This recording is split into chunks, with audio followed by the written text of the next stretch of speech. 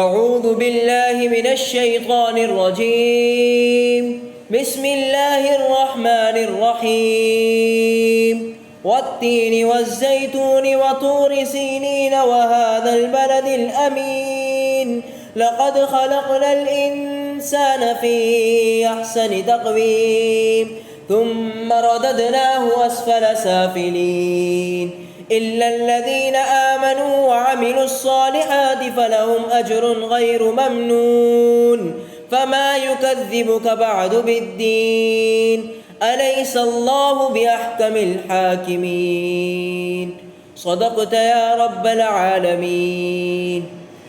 شروع اللہ کے نام سے جو سب پر مہربان ہے، بہت مہربان ہے۔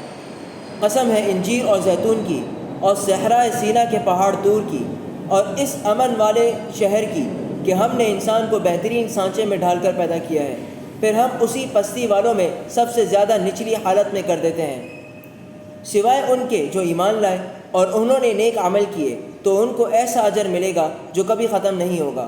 پھر اے انسان، وہ کیا چیز ہے جو تجھے جزا اور سزا کو جھٹلانے پر آمادہ کر رہی ہے؟ کیا اللہ سارے حکمرانوں سے بڑھ کر حکمران نہیں ہے؟ صدق اللہ العلی العظیم۔ نحمد و نصلی و نسلم علی رسول الکریم۔ بسم اللہ الرحمن الرحیم۔ سورة التين مکیہ۔ اس سورت کے متعلق اگر ہم بات کریں اس کی مختصراً تفسیر کے متعلق، تو اس کی پہلی آیت کا ترجمہ اگر ہم دیکھتے ہیں، قسم ہے انجیر اور زیتون کی، دو چیزوں کی اللہ رب العزت قسم کھا رہے ہیں۔ اس کے بعد تیسری چیز ہے آیت نمبر 2 کے اندر صحرائے سینا کے پہاڑ طور کی۔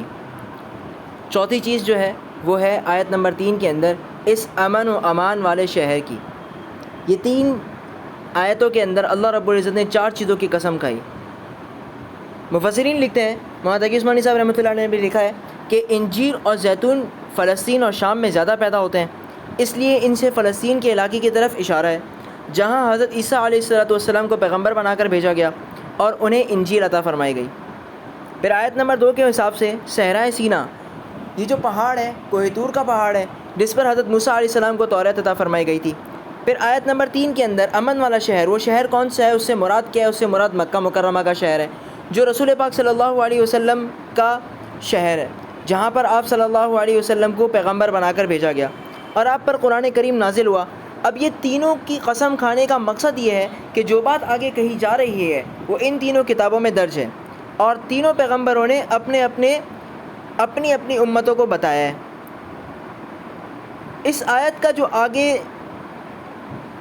مقصد ہے وہ ان تینوں نبیوں نے اپنی اپنی امتوں کو اپنے اپنے وقت کے اندر بیان کیا ہے۔ اب ہم دیکھتے ہیں آیت نمبر 4 کو، پھر ہم اسے پستی والوں میں سب سے زیادہ نچلی حالت میں کر دیتے ہیں۔ نچلی حالت میں کرنے سے کیا مراد ہے؟ کمتر حالت، بری حالت۔ اس کا ایک مطلب تو یہ لکھا گیا ہے کہ جو لوگ مومن نہ ہوں وہ دنیا میں چاہے کتنے خوبصورت ہوں، کتنی اچھی پوسٹ پر ہوں، کتنی زیادہ با اثر کیوں نہ ہوں، لیکن آخرت میں کیا ہوگا؟ وہ انتہائی نچلی حالت کو پہنچ جائیں گے۔ کیوں؟ کیونکہ انہیں دوزخ میں ڈالا جائے گا۔ اس لیے آگے ان انسانوں کا استثناء کیا گیا ہے جو ایمان لائیں اور نیک عمل کریں، اور اکثر مفسرین نے اس آیت کا یہ مطلب بھی بیان کیا ہے کہ ہر انسان بڑھاپے میں جا کر انتہائی خستہ حالت کو پہنچ جاتا ہے، کمزور ہو جاتا ہے، اس کی خوبصورتی بھی چلی جاتی ہے، طاقت بھی جواب دے جاتی ہے اور آئندہ کسی اچھی حالت کے واپس آنے کی کوئی امید بھی نہیں ہوتی، کیونکہ وہ آخرت کے قائل ہی نہیں ہوتے۔ البتہ نیک مسلمان چاہے بڑھاپے کو پہنچ جائیں اور وہ بری حالت کو پہنچ جائیں، بہرحال ان کو اس بات کا یقین ہوتا ہے کہ یہ حالت عارضی ہے اور دنیا ختم ہونے والی ہے۔ اس کے بعد دنیا کے بعد جو ہماری زندگی ہوگی اللہ رب العزت اس میں ہمیں انشاءاللہ بہترین نعمتیں میسر کریں گے اور یہ عارضی تکلیفیں ختم ہو جائیں گی اور ہمیشہ کی آسانیاں اور راحتیں ہمارے مقدر میں لکھ دی جائیں گی۔ آمین۔ اس کے علاوہ آیت نمبر 8 کے اندر اگر ہم دیکھیں کہ اللہ سارے حکمرانوں سے بڑھ کر حکمران نہیں، تو اس آیت کی تفسیر لکھتے ہیں ابو داؤد اور ترمذی کی ایک حدیث سے معلوم ہوتا ہے کہ اس آیت کو پڑھتے وقت یہ کہنا مستحب ہے، بلا وانا علی ذلک من الشاہدین، کیوں نہیں، میں اس بات کی گواہی دیتا ہوں کہ اللہ تعالیٰ سارے حکمرانوں سے بڑھ کر حکمران ہے۔ اب اللہ رب العزت بادشاہوں کے بادشاہ ہیں، اس میں کوئی شک نہیں، لیکن اس آیت کو پڑھ کر جواب دینا اس بات کا اقرار ہے کہ اے اللہ ہم تجھے تمام حکمرانوں سے بڑا حکمران مانتے ہیں، تسلیم کرتے ہیں، دل سے بھی اور زبان سے بھی۔ جو کہا گیا سنا گیا، اللہ پاک اس پر مکمل عمل کرنے کی توفیق دے۔ وآخر دعوانا الحمدللہ رب العالمین۔